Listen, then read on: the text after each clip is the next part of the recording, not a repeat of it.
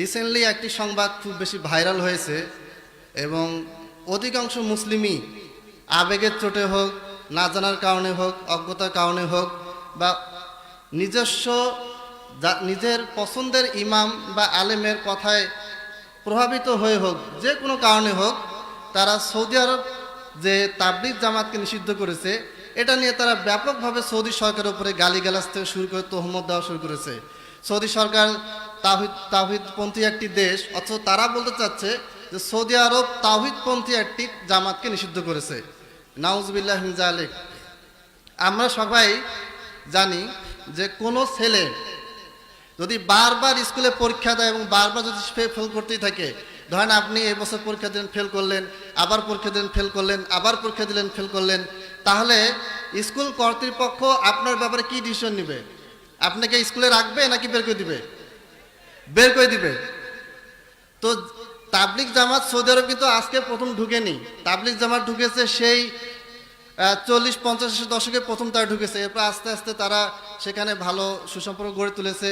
শেখ বিন বাজের সাথে তাদের সম্পর্ক ভালো ছিল, কিন্তু শেখ বিন বাজ সহ বর্তমানে সমস্ত আলেম ওলামারা তাদেরকে বারবার বুঝিয়েছে যে এই বইগুলিতে সেরে গেছে, এটা কুফর, এটা তাওহীদ, তোমরা তাওহীদ মেনে চলো, কুফর থেকে বেঁচে থাকো, শিরক থেকে বেঁচে থাকো।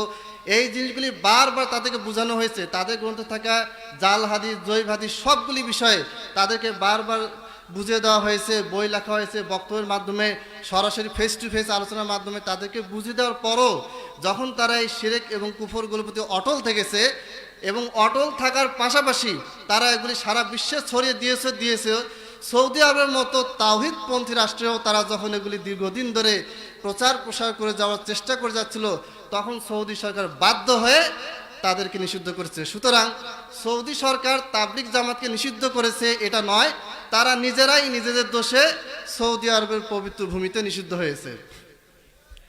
এখন যখন আমরা বলি যে তারা তাদের গ্রন্থে শিরকি কথা লিখেছে, কুফরি কথা লিখেছে, এখানে একটা মাসলা মনে রাখবেন, সেটা হচ্ছে কেউ শিরিক করলেই সে মুশরিক হয় না, সে কেউ কুফরি করলেই সাথে সাথে সে কাফের হয়ে যায় না। এর অনেকগুলি ধাপ রয়েছে। কাফের এবং কুফর, শিরক এবং মুশরিক, এই দুইটার ভিতরে বিধানগত পার্থক্য রয়েছে, যেটা আজকে আলোচনার টপিক নয়। আমি কয়েকটা উদাহরণ দিব যে তাদের গ্রন্থে বিভিন্ন শিরকি কুফরি কথা রয়েছে, তার কয়েকটা উদাহরণ দিব যেহেতু সময় অনেক কম। ফাজাইলে দরুদের প্রথমে কোরআনে আয়াত রয়েছে, তারপরে হাদিস রয়েছে, এরপরে বিভিন্ন ঘটনা দেওয়া হয়েছে। এই ফাজাইলে দরুদে কিছু ঘটনার ভিতরে দুই নম্বরে একটি ঘটনা দেওয়া হয়েছে। সেখানে বলা হয়েছে ওমর বিন আব্দুল আজিজ রাহিমাহুল্লাহ, তিনি একজন বিখ্যাত সম্মানিত তাবেঈ ছিলেন। তিনি প্রতি বছর একজন ব্যক্তিকে, একজন বিশেষ দূতকে মদিনায় কবরের কাছে পাঠাতেন যে তুমি গিয়ে আমার সালামকে নবী সাল্লাল্লাহু আলাইহি ওয়াসাল্লামের নিকটে পৌঁছে দাও। আচ্ছা, আপনার সালামকে পৌঁছানোর জন্য আপনাকে নবী সাল্লাল্লাহু আলাইহি ওয়াসাল্লামের কবরের কাছে যেতে হবে, তাছাড়া কি আপনার সালাম পৌঁছবে না? কোনো লোককে পাঠাতে হবে? সালাম কি এটাই কোনো পণ্য বস্তু যে কাউকে পাঠিয়ে দিতে হবে? তা নাহলে যাবে না। যে এটা একটা ফল, পাঠিয়ে দিতে হবে, তা নাহলে এটা পৌঁছবে না, এরকম কোনো বিষয়? সালাম আল্লাহ তাআলা ফেরেশতাদেরকে নিযুক্ত রেখেছেন, ফেরেশতারা সালাম পৌঁছে দিয়ে থাকে আপনি যেখানেই থাকেন না কেন। কিন্তু এই আমলটা করার পিছনে, এই যে তারা যে ঘটনাটা বর্ণনা করেছে, এই ঘটনাটা বর্ণনা করার পিছনে একটি জাল হাদিস কাজ করছে। শাইখ আলবানী রাহিমাহুল্লাহ সিলসিলা জয়ফার প্রথম খণ্ডের 203 নম্বর হাদিসে এই বিষয়ে বিস্তারিত আলোচনা করেছেন। হাদিসটি হচ্ছে মান সাল্লাল্লাহু আলাইহি ইনদা কবরি সামিআতু, কেউ যদি আমার কবরের কাছে এসে আমাকে সালাম দেয় তাহলে আমি সেই সালামটি শ্রবণ করি। এটি জাল হাদিস। এই জাল হাদিস উপর ভিত্তি করেই এই আমলটি চলে আসছে এবং ওমর বিন আব্দুল আজিজের নামে এই মিথ্যা তহমত দেওয়া হয়েছে এই জাল হাদিস উপর ভিত্তি করে। ওমর বিন আব্দুল আজিজ রাহিমাহুল্লাহ কখনোই এই কাজটি করেননি। অর্থাৎ এই ঘটনাটি সম্পূর্ণ বানোয়াট, মিথ্যা, বিভিন্ন গ্রন্থে বর্ণিত হলেও এর কোনো সহি সনদ নেই। ওমর বিন আব্দুল আজিজ এই কাজ কখনো করেননি, কিন্তু তার নামে ঘটনা বর্ণনা করা হচ্ছে। তিনি বলেছেন তিনি করতেন কি, প্রতি বছরে একজন বিশিষ্ট একজন ব্যক্তিকে, একজন দূতকে পাঠাতেন, অথচ এটা ওমর বিন আব্দুল আজিজ কখনোই করেননি। এটা হচ্ছে 1 নম্বর পয়েন্ট, একজন মুসলিম খলিফার উপরে মিথ্যাচার করা হচ্ছে। 2 নম্বর পয়েন্ট হচ্ছে একটি জাল হাদিসের ভিত্তি করে এই আমলটা সূচনা হয়েছে যে নবী সাল্লাল্লাহু আলাইহি ওয়াসাল্লাম কবরের কাছে গিয়ে সালাম দিলে তিনি শুনতে পাবেন, নতুবা আমাদের সালাম তার কাছে যাবে না। 3 নম্বর পয়েন্ট হচ্ছে কোনো ব্যক্তি যখন মারা যায় তিনি নবী হন, রাসূল হন বা সাহাবী হন, তাবী হন, যে কোনো ব্যক্তি হন, এই দুনিয়ার সাথে তার কি কোনো সম্পর্ক থাকে? কেউ যদি বলে যে কবরে গিয়ে আমি সালাম দিলাম, তিনি শুনলেন, তার কথা আমি শুনলাম, এই আকীদা কি তাওহীদ না শিরক? কেউ যদি এই আকীদা রাখে তাহলে কি সে তাওহীদের কাজ করলো না শিরকের কাজ করলো? কেউ যদি এটা প্রচার করে তাহলে কি সে তাওহীদকে প্রচার করলো না শিরকে প্রচার করলো? শিরকে প্রচার করলো। আল্লাহ নবীকে আল্লাহ তাআলা সরাসরি সূরা ফাতিরে বলেছেন, ওমা আনতা বিমুসমিঈম মান ফিল কুবুর, হে নবী, যে কবরে শুয়ে আছে তাকে তুমি কখনো শোনাতে পারবে না। তো আল্লাহ বলে দিয়েছেন, হাদিসে অসংখ্য হাদিস রয়েছে, কখনোই মৃত ব্যক্তির সাথে দুনিয়ার কেউ কখনো কোনো সম্পর্ক যোগাযোগ রাখতে পারবে না। তাহলে এইখানে যে বারবার শেখানো হচ্ছে যে কবরের কাছে লোক পাঠাতেন, তারপরে আরো অনেক ঘটনা আছে, কবরের কাছে গিয়ে দোয়া করলেন, নবী সাল্লাল্লাহু আলাইহি ওয়াসাল্লাম হাত বাড়িয়ে দিলেন, অনেক ঘটনা আছে। আমি মাত্র একটা ঘটনা, যেটা 2টা লাইনে লেখা হয়েছে, 2 লাইনে লেখা একটা ঘটনার কথা বলতেছি, অনেকগুলি ত্রুটি শুধুমাত্র 2 লাইনেই। তাহলে সৌদি আরবে আলেমরা যখন পুরা ফাজালে আমল দেখেছেন, ঘেটেছেন, তখন নিশ্চয়ই তারা আরো অনেক ভুল পেয়েছেন। এই ভুলগুলি কি আজকে তারা প্রথম পেয়েছেন? না, অনেক আগেই পেয়েছেন, কিন্তু সাথে সাথে তাবলিগ জামাতকে তারা নিষিদ্ধ করেননি। তারা তাবলিগ জামাতকে সময় দিয়েছে, বুঝিয়েছে। শাইখ বিন বাজ রাহিমাহুল্লাহ আল্লামা জাকারিয়া কান্দালভিকে সুন্দর করে বুঝিয়েছিলেন। এর একটা সাক্ষাৎকার আমি পড়েছিলাম, রেফারেন্স মনে নেই। তো এইভাবে করে দীর্ঘদিন ধরে বোঝানো হয়েছে, তারপরও যখন তারা এই কাজটি করেনি, দীর্ঘদিন ধরে তারা শিরকের পক্ষে কাজ করে গেছে, তাওহীদ পরিপন্থী কাজ করছে, তখন সৌদি সরকার বাধ্য হয়ে তাবলিগ জামাতকে নিষিদ্ধ করেছে। আরেকটা অপপ্রচার হচ্ছে যে তাবলিগ জামাতকে নিষিদ্ধ করা মানে এইটা নয় যে সমস্ত তাবলিগকে নিষিদ্ধ করা হয়েছে। এটা একটা মিথ্যা অপপ্রচার যে তাবলিগ জামাতকে নিষিদ্ধ করছে মানে কি সৌদি আরব তাবলিগকে নিষিদ্ধ করছে। আর কি আবেগ ঘন কথাবার্তা যে তাবলিগ জামাত মতো এত ভালো জামাত, কত নরমপন্থী, কত সুন্দর করে দাওয়াত দেয়, মানুষের বাড়ি বাড়িতে যায়, এইরকম একটা নিরীহ জামাতকে সৌদি সরকার নিষিদ্ধ করলো। সৌদি সরকার কত বড় বদ, কত বড় তাওহীদ বিরোধী কাজ করলো, কনসার্ট করতেছে, এটা করতেছে, ওটা করতেছে, হারাম কাজে তারা বাধা দেয় না, আর ভালো কাজে তারা শুধু বাধা দেয়। শোনেন না আপনারা এইসব কথাবার্তা? আসলে এগুলি হচ্ছে আমাদের অজ্ঞতা এবং আমাদের আবেগ। বিবেকের আগে আগে আমাদের আবেগ চলে, অথচ আগে বিবেককে খাটাতে হবে, তারপরে আবেগকে। তাহলে একটা ঘটনা বললাম যে ওমর বিন আব্দুল্লাহ, যে ঘটনাটা সম্পূর্ণ মিথ্যা এবং এই ঘটনাটার ভিতরে শিরিক লুকিয়ে আছে, যদিও আপাতত দৃষ্টিকোণ থেকে পড়লে মনে হয় যে এটা তো ভালো ঘটনা। দ্বিতীয় নম্বর হচ্ছে একটি ঘটনা, এটা সম্ভবত 4 নম্বর বলা আছে। আমি তাবলিগ জামাতের মূল উর্দু বইটা আনার জন্য রেখেছিলাম, কিন্তু ভুলে গিয়েছি। ঘটনাটি হচ্ছে যে সমুদ্রে জাহাজ যাচ্ছিল, জাহাজে গল্পটি বেশি থাকে।